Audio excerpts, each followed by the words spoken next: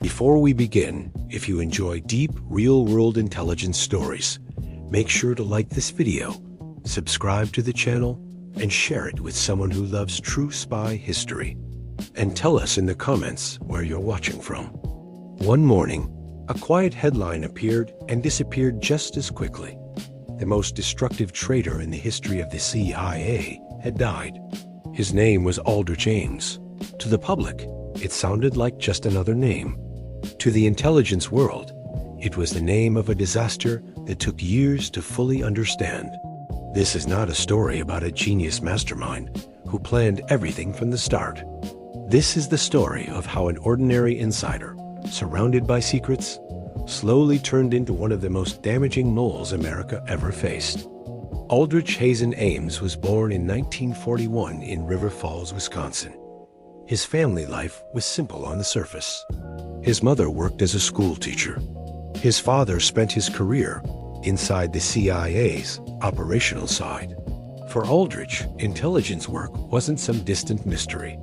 It was normal. It was familiar. It was part of the world he grew up in.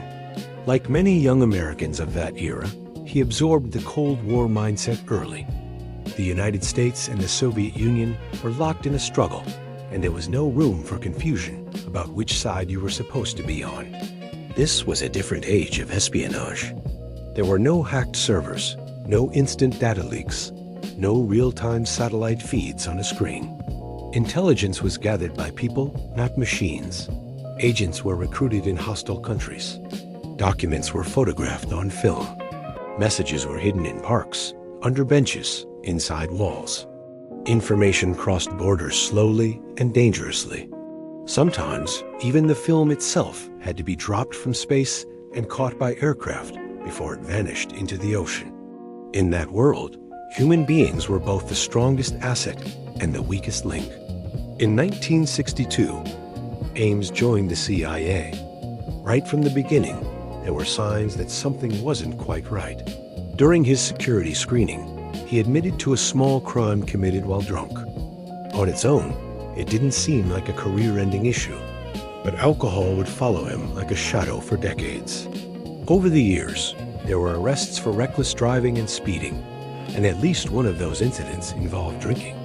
Still, his career moved forward. By the late 1960s, he had reached a junior mid-level position and was working with records. He wasn't a star officer. He wasn't leading daring missions, but he was inside the system, learning how it worked. He entered the CIA's training pipeline and married a fellow officer, Nancy Siegbarth. On paper, his evaluations looked fine. He was described as capable, motivated, and reliable. Nothing about him suggested future disaster. His first serious overseas assignment took him to Turkey, where he worked as an operations officer. This meant real spy work, trying to identify targets, recruit sources, and quietly manage people who were risking their lives to pass information to the United States. He even succeeded in penetrating a local communist group, but his supervisors were not convinced. They decided he wasn't well suited for long-term field operations and sent him back to headquarters, where he shifted into managing assets from a distance. Back home, his personal problems grew louder. His drinking became more noticeable. Incidents were recorded in his file. Getting drunk at office events, needing help to get home, and being involved in inappropriate situations with colleagues while intoxicated. For many people, this kind of record would slow promotions or stop them entirely. For Ames, it didn't. Somehow, he kept moving upward. By the mid-1970s, he was working in New York City and handling highly sensitive Soviet-related sources. One of these efforts even helped convince a high-ranking Soviet official to defect to the West, a major intelligence success at the time. Praise followed. Good performance reviews followed. From the outside, it looked like he had finally become a valuable piece of the intelligence machine. Then came a mistake that should have ended his career. Ames left a briefcase containing classified documents on a train. The materials were eventually recovered, but the risk was enormous. A loss like that could have exposed operations, sources, and methods. In a stricter system, this would have been the end. Instead, he received a verbal warning and carried on. In 1981, he was sent to Mexico City. His wife chose not to join him. Alone and under less supervision, his personal life unraveled further. He began relationships he was not supposed to have, including with a foreign national. For anyone holding a security clearance, this is a serious issue because it creates the risk of pressure, blackmail, or manipulation. He did not report it. One of these relationships was with a Colombian woman named Rosario, who was connected to the CIA as an informant. People at the station knew about the affair. No one stopped it. He didn't disclose it. His marriage eventually ended, and later he married Rosario, whose lifestyle was far more expensive than his government salary could easily support. His behavior in Mexico did not improve. There were more alcohol-related incidents, including a car accident where he was so drunk he could barely respond to police questions. In 1983, he was sent back to the United States and told to seek help for his drinking. The process was brief and shallow. Officially, he was labeled a social drinker who sometimes went too far. The system moved on. And then came the promotion that changed everything. In 1983, Aldrich Ames became the chief of counterintelligence for the CIA Soviet division. This role placed him at the heart of America's most sensitive efforts against its greatest rival. He now had access to the identities of Soviet citizens secretly working for the United States and to the inner workings of some of the most delicate operations in the intelligence world. At the same time, his financial problems were growing. He had debts. He had obligations from his divorce. He had a new wife with expensive tastes. His salary could not support the life he was trying to live. And slowly, a dangerous idea took shape. What if he sold information? At first, he convinced himself it would be limited, controlled, almost harmless. In April 1985, he walked into the Soviet embassy in Washington, D.C., and handed over an envelope. The names inside were people the CIA already suspected were compromised. In his mind, he wasn't really hurting anyone. He was just trading low-value information for quick cash. 2 days later, he was paid $50,000. That payment didn't just solve his immediate problems. It changed the way he saw his access, his power, and his secrets. A line had been crossed, even if he pretended it hadn't. If you're still with me, this is the moment to hit like, subscribe, and share the story, because what comes next is where the real damage begins. Aldrich Hazen Ames had once convinced himself that what he was doing was only temporary. In the early days of his contact with the KGB, each exchange was meticulously calculated. A document here, a name there, always measured, always justified in his own mind as taking what the CIA had never fairly given him. Ames believed he was playing a safe game, a controlled method to solve his personal financial troubles without truly crossing the line of irreparable damage. But in the world of espionage, lines are not drawn on paper, they are etched in consequences. And consequences, when ignored for long enough, grow invisible until they erupt uncontrollably. The first payments from the Soviets began to recalibrate Ames' perception of risk and reward. What had once felt daring now became routine. What had seemed unthinkable became an operational necessity. As he sat in his office at CIA headquarters in Langley, Virginia, looking at operational reports he was about to deliver to the KGB, he began to understand the true value of his access. The question no longer was, should I betray my country? But rather, how much can I move without being noticed? Subtle yet irreversible, this shift marked the point where Ames crossed from minor exploitation into full-scale betrayal. The material he delivered became progressively more dangerous. What started as fragments of old reports or low-level operational notes escalated into real-time intelligence with precise, actionable content. Ames provided details on covert operations in Europe, East Asia, and Latin America. And then, more alarmingly, names of actual CIA and FBI officers and assets. He disclosed officers like Marina and Dmitry Reznikov, agents stationed deep within Soviet networks, and contacts in Europe who existed only in shadows by design. Every name he handed over was a thread. Pull enough of them, and entire intelligence networks began to unravel. Failures in intelligence do not announce themselves with fanfare. They manifest as silence. A source who ceases communication, a scheduled meeting that never occurs, a secure channel that suddenly falls cold. Initially, these disruptions were treated as misfortune or the natural hazards of working in hostile territory. Yet, patterns began to emerge that could not be ignored. Operations that had remained stable for years started collapsing within months.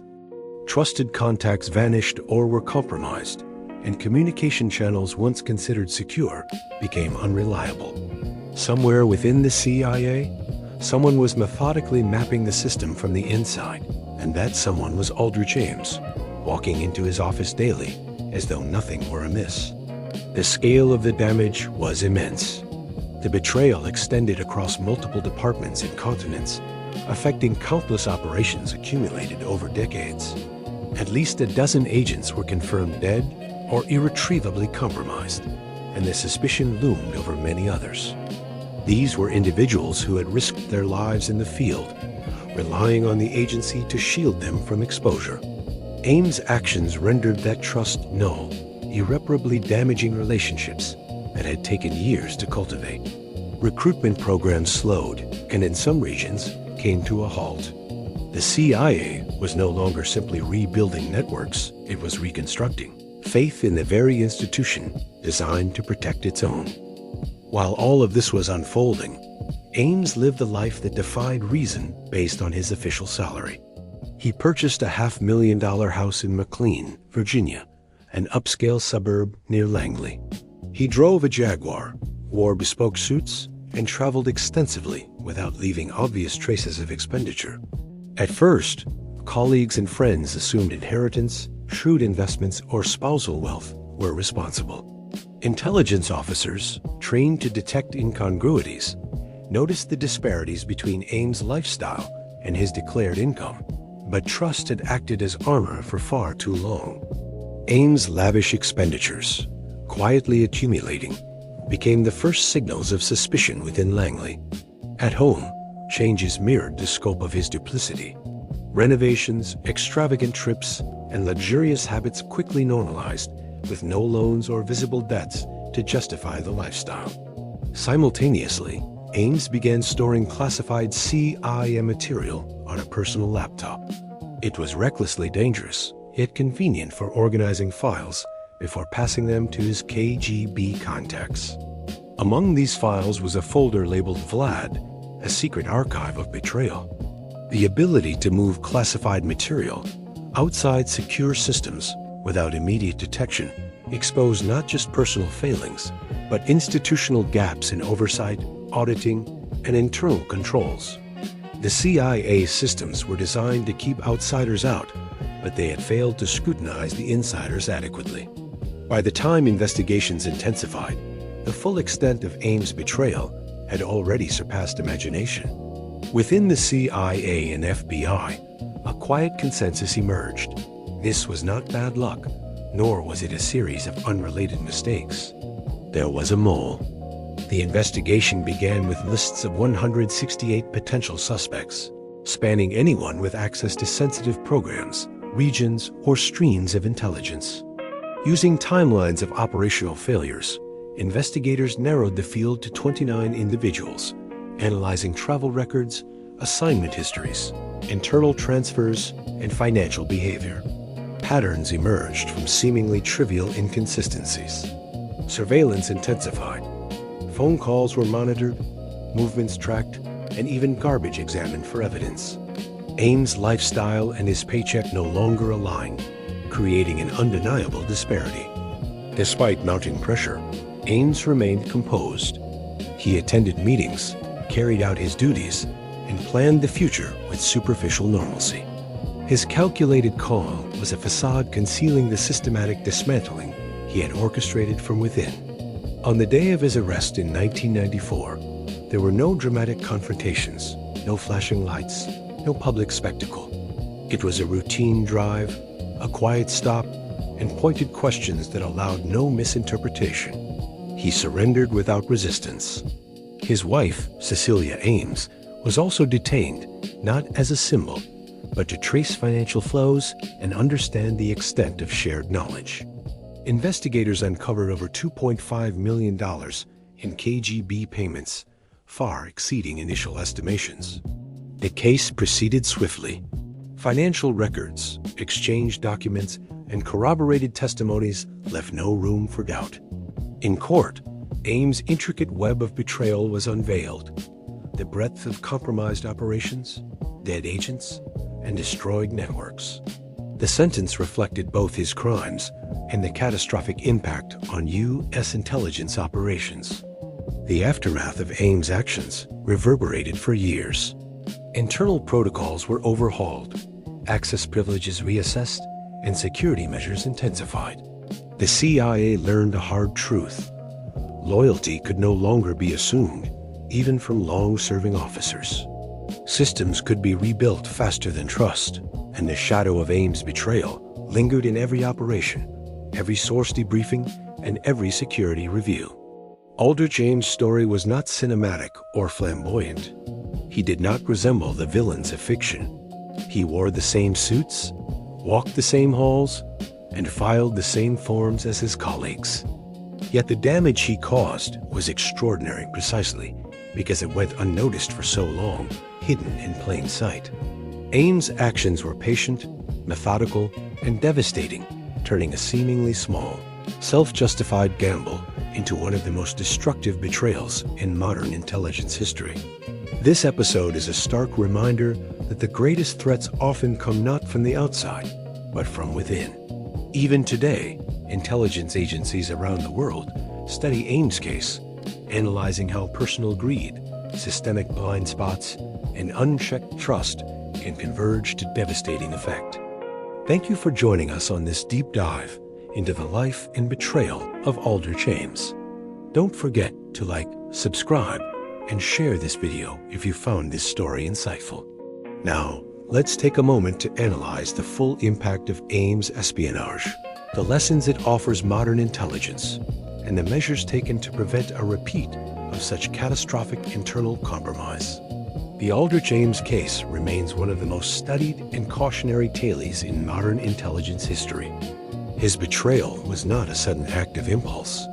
It was the culmination of years of personal vulnerabilities, systemic oversights, and Cold War era pressures that created an environment in which a mid-level CIA officer could exploit his position with devastating consequences. Understanding this case requires examining the mechanics of his espionage, the organizational failures of the time, and the lessons that intelligence agencies carry into the present. At the core of the Ames case was personal motivation coupled with opportunity. Ames struggled with financial pressure due to his luxurious lifestyle, which included a $500,000 home in McLean, Virginia, a Jaguar car, and extravagant travel and clothing. His wife Cecilia Ames played a role in the financial entanglements, although she was later taken into custody merely to clarify financial trails. Unlike some spies who were ideologically driven, Ames was motivated primarily by greed.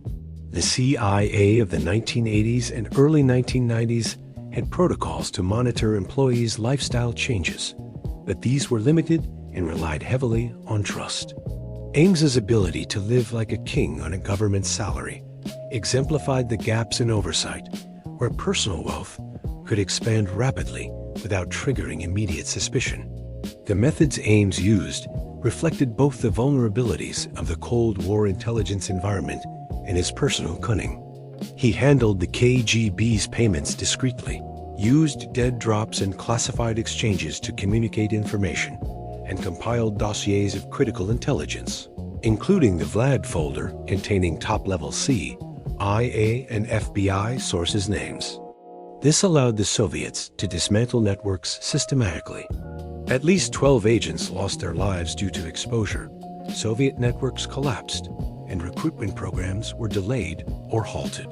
In effect, Ames transformed from a small scam operator to a full-scale betrayer, moving from selective data leaks to revealing the identities of high-value assets like Marina, Dmitry Reznikov, and other officers operating in Europe and Asia. The organizational weaknesses that allowed Ames's espionage to persist for nearly a decade are instructive. First, internal audits and access monitoring were insufficient. Classified material could be stored on personal devices, as Ames did with his laptop, without triggering immediate alarms. Second, personnel were trusted for their long-term service without continual verification, and behavioral red flags like his extravagant spending or alcohol issues were tolerated rather than investigated aggressively. Third, the intelligence culture of the time relied on compartmentalization and secrecy, which ironically created blind spots. While information was protected from outsiders, insiders like Ames could exploit this structure with little oversight. If a similar scenario occurred today, the consequences would be mitigated, but not eliminated. Modern intelligence agencies employ advanced monitoring systems, including continuous financial scrutiny, digital surveillance of classified access, and behavioral analysis programs. The use of personal devices to store sensitive information is tightly regulated, and insider threat detection units are far more proactive.